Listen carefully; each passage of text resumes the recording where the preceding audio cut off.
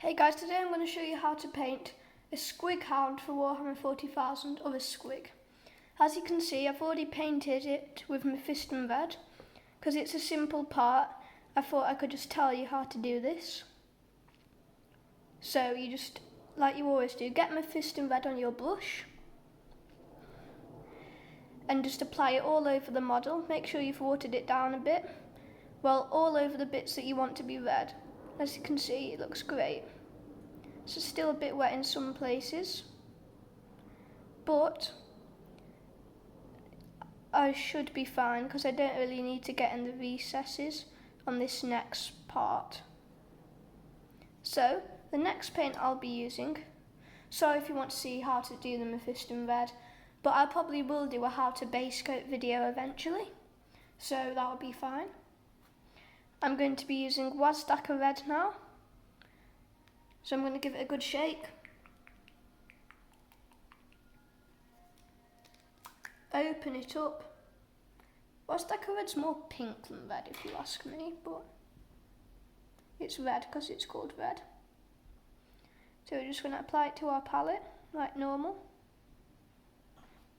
Add a touch of water. A bit more paint from the pot. Like that.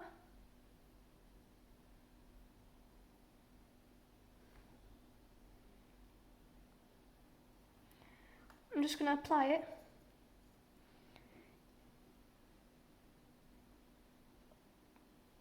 We're going to try to get it just all over our squig hound. Doesn't matter if we miss some recesses, because we are going to shade it with Nuln Oil next.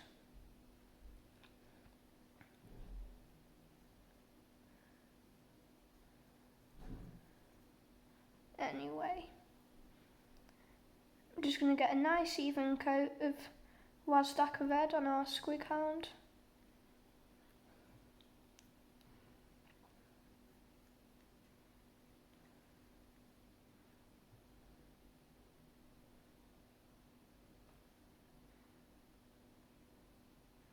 It looks pretty good so far, but as you can see, you might miss the feet at the bottom, the squig hound.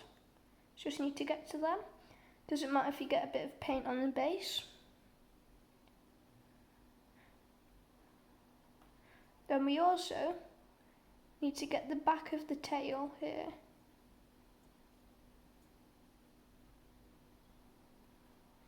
Just going to let that dry and do the next bit, which will be shading. Now we're going to apply some shade to our miniature. So we're going to be using Nuln Oil, as you can see. So I'm just going to get a bit from the pot, apply it to our palette. You don't need to add any water because it's a shade paint, so it's already watery. Oops. My orc is trying to attack Nuln Oil. So I'm just going to apply it all over our squig hound.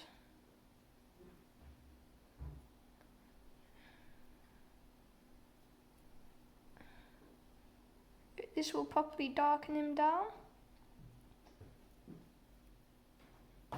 So it will make him more darker squig looking, more light thing.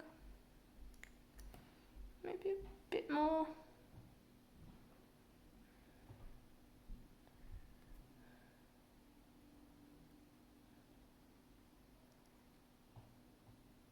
If it pulls too much, like there, just put your brush there.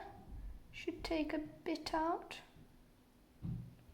Or just spread it into the other places. Make sure you get to the underbelly as well. Make sure it doesn't pull there, because gravity will make it go there.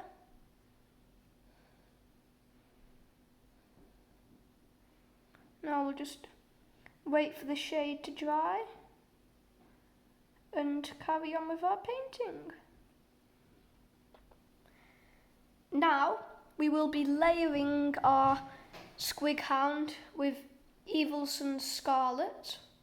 Then we'll be using Fire Dragon Bright on the very corners of the edges.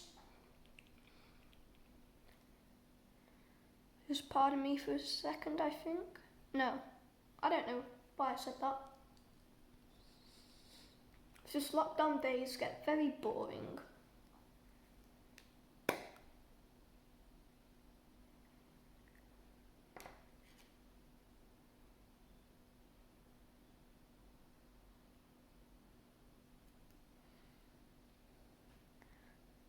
A bit of Evil Sun Scarlet on the small layer brush for this highlighting. Add a touch of water and then just get your brush as straight as possible.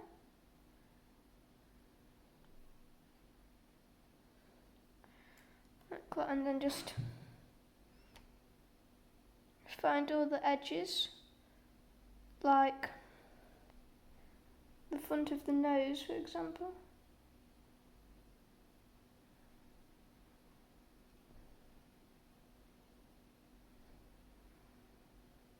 That.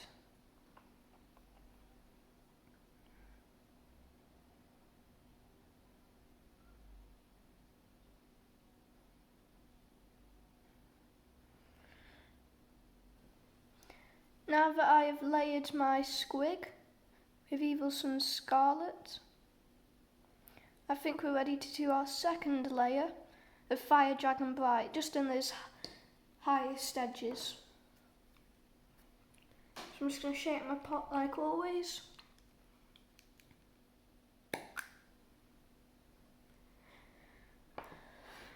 And just take a small amount of it out.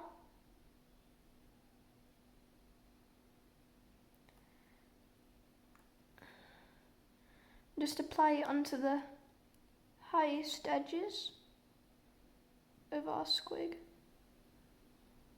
like the top of the nose or the corners of the lips, places like that. Now we're going to do the teeth and the hair of our model, and first we're going to use Baneblade Brown.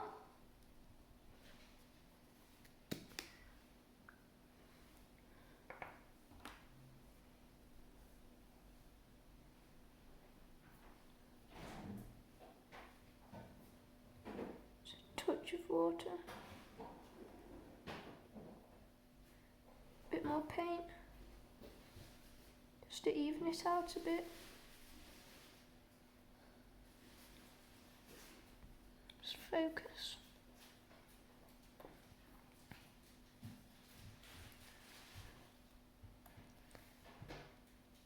Just going to apply it onto the hair and the teeth of our squig hound. So if you don't know where the hair and the teeth is, just look on the Gretchen box and then you'll know exactly where to paint. Now we will be layering the teeth and hair with Karak Stone. A good shake as always. We're going to be using our small layer brush this time again.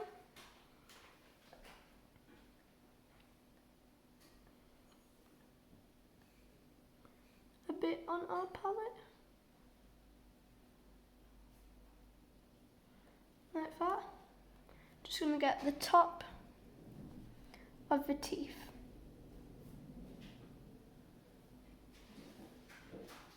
Like so.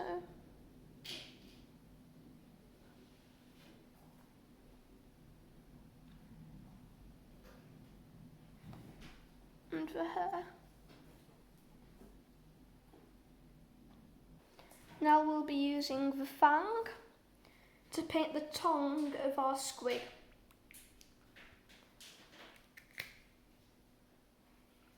We're going to be using our small layer brush again, because it's a very small detail. Not very small, but rather small.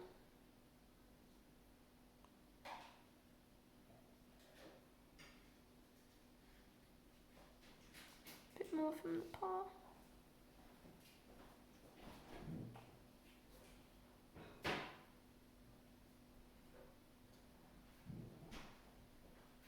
can get going.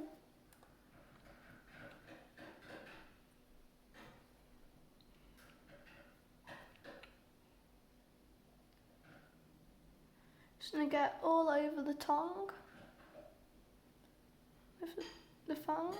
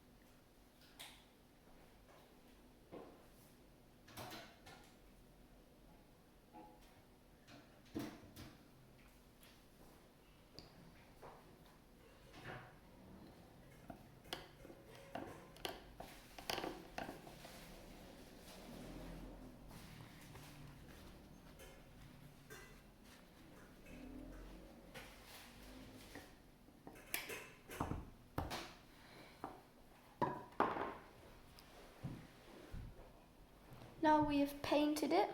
Sorry, I forgot to pause it, but you got to see the whole painting of the tongue with the fang. So if you hear that noise in the background, my dad's just making dinner. So the last paint we're going to use today is rust grey. I didn't even mean to make that line. So we're going to give it a good shake.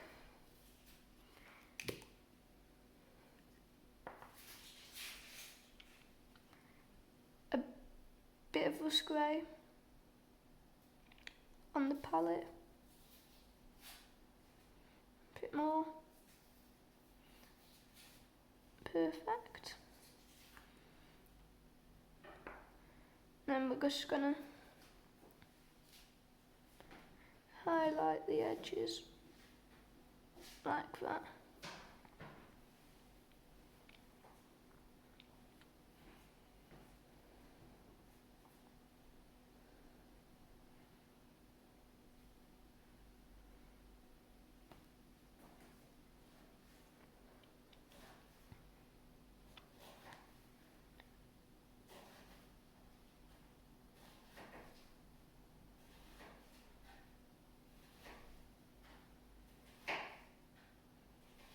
There we have it, a fully painted orc squig hound.